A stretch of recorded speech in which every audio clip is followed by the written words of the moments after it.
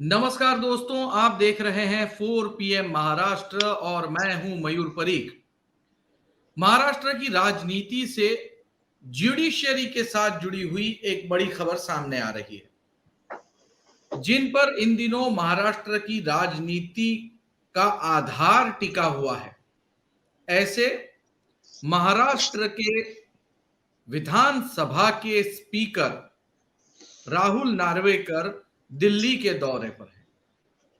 राहुल नार्वेकर ने खुलासा किया है कि उनकी इस दिल्ली की मीटिंग का राजनीति के साथ में या उनके 16 विधायकों के सस्पेंशन की पिटीशन के मामले में या फिर सुप्रीम कोर्ट के बारे में कुछ भी न लेना है न देना है। वो दिल्ली गए हैं तो सिर्फ और सिर्फ पहले ही पूर्व नियोजित कार्यक्रम के तहत, लेकिन मीडिया में ये बात नहीं छाई हुई है। मीडिया में कुछ ऐसी बात है कि राहुल नार्वेकर जो दिल्ली गए हुए हैं उसके पीछे प्योरली पॉलिटिकल रीजन है। कुछ अखबारों ने यह लिखा है कि दिल्ली में राहुल नार्वेकर वकीलों से मिल सकते हैं।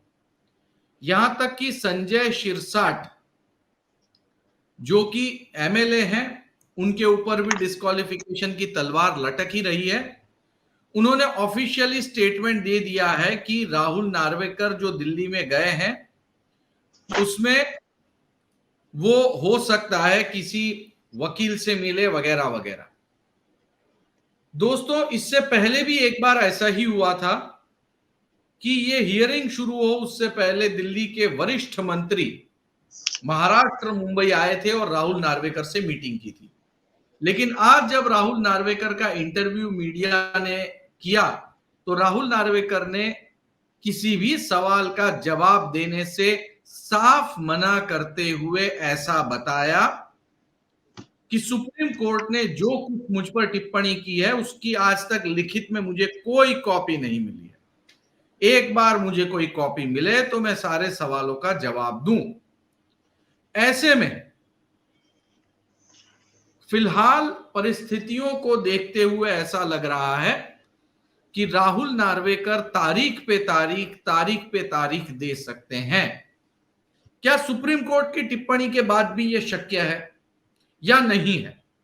इस पूरे विषय में कानूनी रूप से बात करने के लिए हमारे साथ गणेश सोवनी जी हैं, वरिष्ठ वकील हैं, बॉम्बे हाई कोर्ट में, सुप्रीम कोर्ट में प्रैक्टिस करते हैं, कई सारे हाई प्रोफाइल केसेस वो लड़ चुके हैं। गणेश जी, 4 PM महाराष्ट्र में आपका स्वागत है। आपसे एक सीधा और सादा सवाल पूछते हैं। सुप्रीम कोर्ट ने कड़ी टिप्पणी की है, राहुल नार्वेकर ने कहा है उन्हें कोई कॉपी नहीं मिली है, लेकिन जो मीडिया रिपोर्ट्स आई है उसके हिसाब से राहुल नार्वेकर ये अब सुप्रीम कोर्ट की स्क्रूटिनी के तहत काम करेंगे। क्या गणेश जी अभी भी तारीख पे तारीख होने की संभावना है? अभी देखो मयूर जी, 11 मई को जब सुप्रीम कोर्ट ने, जो हिंदुस्तान का जो सबसे बड़ा उच्चतम न्यायालय है, उसके ऊपर कोई भी न्यायालय नहीं है, उसको जिसको अपेक्स कोर्ट बोलते हैं, उनका जो 5 जजेस का जो टीम था, मतलब जो बेंच था, कॉन्स्टिट्यूशनल बेंच, उन्होंने महाराष्ट्र के स्पीकर को, जो राहुल नार्वेकर जी है, इनको घटना के जो 10th शेड्यूल है उसके मुताबिक उन्होंने उनको ऐसा बोला कि ये जो डिस्क्वालिफिकेशन के जो मामले है, क्योंकि पिछले साल शिवसेना के जो बहुत सारे जो विधायक जो है, उन्होंने शिंदे ग्रुप के साथ मतलब जाके उद्धव ठाकरे की सेना से बगावत की थी और उनका मामला करीब साल भर चला सुप्रीम कोर्ट में। तो अभी इनके ऊपर डिस्क्वालिफिकेशन का जो तरतूद है, जो प्रावधान जो है घटना में, भारतीय राज्य घटना में, उसके मुताबिक स्पीकर को जो है उनको ही उसके ऊपर निर्णय लेना है एज ए ट्राइब्यूनल कर। हालांकि एक बात स्पष्ट है कि सर्वोच्च न्यायालय ने जब 11 मई को जो जजमेंट दिया था, उसमें कितने समय में राहुल नार्वेकर जी को, महाराष्ट्र के जो सभापति स्पीकर जो है, उनको निर्णय लेना है, उसके बारे में कोई स्पेसिफिक, कोई खास करके इतने दिन की मोहलत नहीं दी थी, 60 दिनों में या 90 दिनों में। हालांकि कानून में जब रिजनेबल टाइम का जब प्रावधान होता है, रिजनेबल टाइम जब समझा जाता है, तो उसका मतलब 3 महीना 90 दिन ऐसा ही गिना जा सकता है।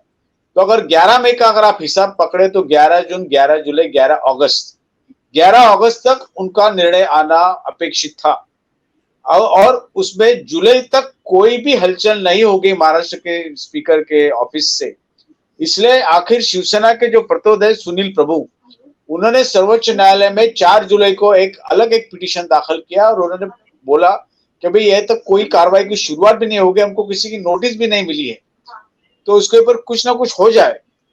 तो उसके बाद बहुत सारे मामले हिल गए, यहाँ से ऑफिस हिल गई, कोई हलचल शुरू हो गई और उसके बाद भी कोई ठोस कार्रवाई शुरू नहीं होगी।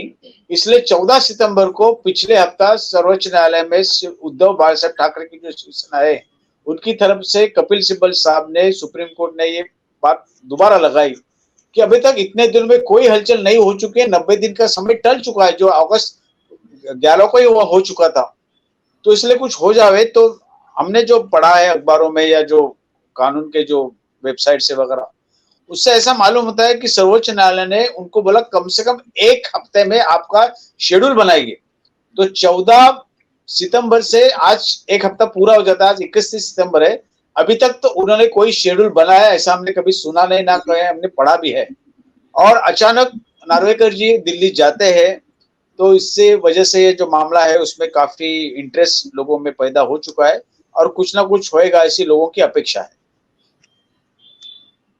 लेकिन गणेश जी, ये पूरी की पूरी हिस्ट्री हुई, क्या अभी भी हमें ऐसा लगता है, आपको ऐसा लगता है कि राहुल नार्वेकर इनको 7 दिन में शेड्यूल देना था? आपने जैसा कहा कि 7 दिन में अब तक शेड्यूल नहीं दिया है, ऐसी पब्लिक डोमेन में जानकारी नहीं है।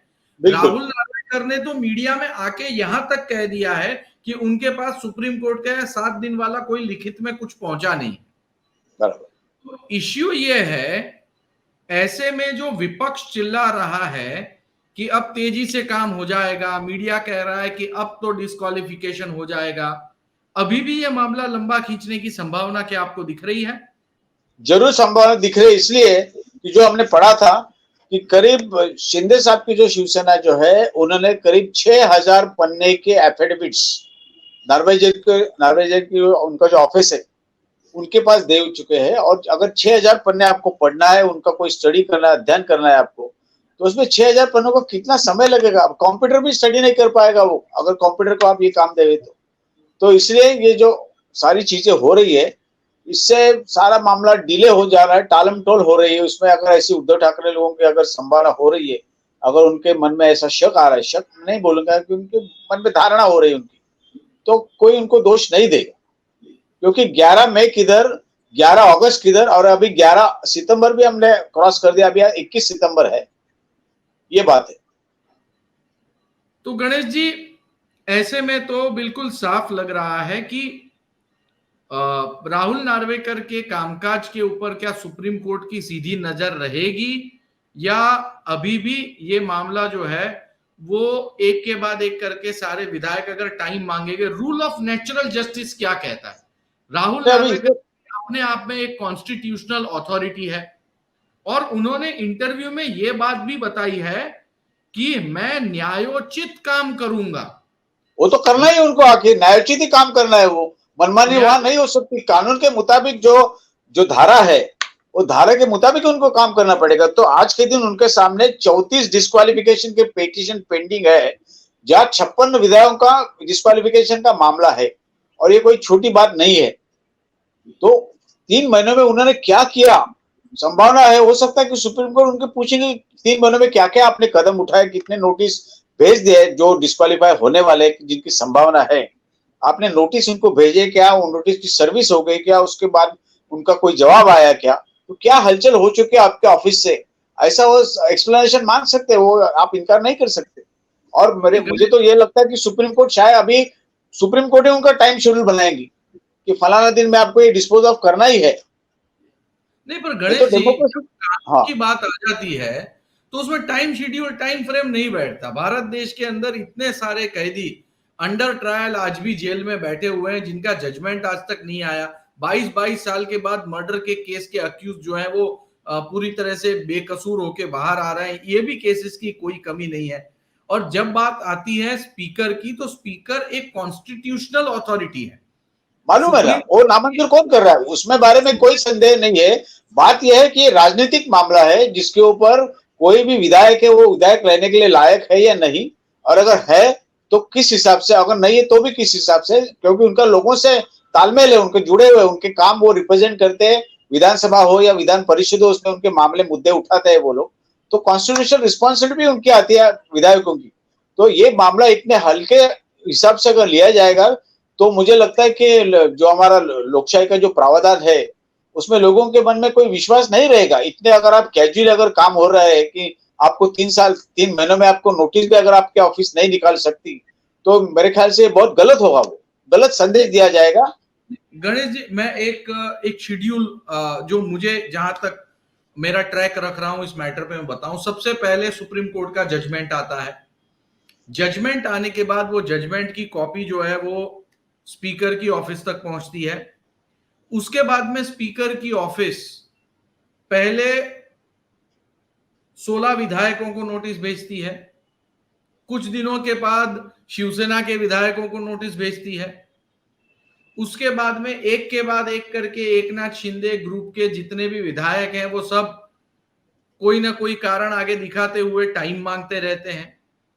उसी बीच जो है शिवसेना सुप्रीम कोर्ट को अप्रोच करती है, और अब सुप्रीम कोर्ट में जब मेंशन हो गया केस, सुनील प्रभु ने मेंशन करवाया, तो जब केस को मेंशन किया तो सुप्रीम कोर्ट ने क्या, अरे अब तक कुछ नहीं हुआ है, हो जाना चाहिए था, चलो 1 वीक के अंदर हमको सब कुछ दे दो। लेकिन आज जब ये पूरी की पूरी कार्यवाही दिखती है तो बिल्कुल स्पीकर ने कार्यवाही नहीं की, ऐसे नहीं, कागजी कार्रवाई तो हुई है ऐसा दिखता है। आप क्या कहेंगे इस पर? लेकिन एक ही पिटीशन की सुनवाई अभी तक शुरू नहीं हो पाई है, और जिन लोगों को नोटिस भेजी हुई थी उन्होंने क्या जवाब दिए हैं, हालांकि जवाब दिए हैं या नहीं, अगर दिए होंगे तो कितने विधायकों ने जवाब दिया है उसका भी कोई आंकड़ा हमको मालूम नहीं है। It is just only sending a notice, उसके बाद और कोई कार्रवाई हुई नहीं है। No other step is taken barring sending the notices. तो जब सुप्रीम कोर्ट में 5 जज की बेंच बैठी और बेंच ने भी यह फैसला किया कि भाई डिस्क्वालिफिकेशन का काम तो स्पीकर ही कर सकता है, सुप्रीम कोर्ट नहीं करेगी, बराबर है, क्योंकि वो कानूनी प्रावधान है 10 शेड्यूल के मुताबिक, स्पीकर को ही वो काम करना है, वो सभापति को। और अगर स्पीकर ये बयान लेता है कि मैं कानून के हिसाब से काम करूंगा, तो कानून उनको उसमें कोई अचरज की बात है ही नहीं, कानून के कक्ष में ही रहकर उनको काम करना है, कानून के बाहर नहीं जा सकते वो। So it will take its own time. लेकिन 3 महीनों में क्या हो गया? 3 महीनों में ही should have concluded it by this time, the judgement should have arrived.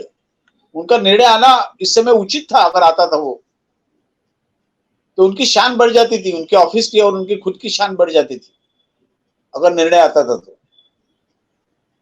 तो कुल मिलाकर यहां से आगे और लंबी कानूनी लड़ाई दिख रही है। बिल्कुल जी, बहुत बहुत शुक्रिया गणेश जी, आप हमारे शो में आए और आपने डिटेल में हमारे दर्शकों से बात की और इस पूरे विषय के ऊपर कानूनी पहलू और आपका अनुभव का फायदा हमारे दर्शकों को दिया। आपका बहुत बहुत धन्यवाद। तो दोस्तों, महाराष्ट्र के स्पीकर अब दिल्ली के दौरे पर गए हैं और जैसा कि गणेश सोवनी जी बता रहे थे, कानून के हिसाब से काम करना होगा, और अगर कानून के हिसाब से काम करना है तो टाइम तो लगेगा ही। ऐसे में हो सकता है कि जजमेंट स्पीकर की ओर से डिले आए। बहरहाल सभी की निगाहें टिकी हुई हैं राहुल नार्वेकर की दिल्ली विजिट पर, और उसका क्या असर पड़ता है 16 विधायकों के डिस्क्वालिफिकेशन, जिन 16 विधायकों में मुख्यमंत्री एकनाथ शिंदे भी शामिल हैं।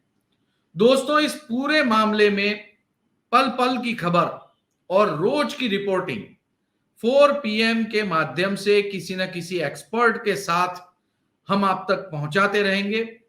चैनल को सब्सक्राइब कर लीजिए, वीडियो अगर पसंद आया हो तो लाइक और शेयर कीजिए, कमेंट करना ना भूलिए। बहुत बहुत धन्यवाद।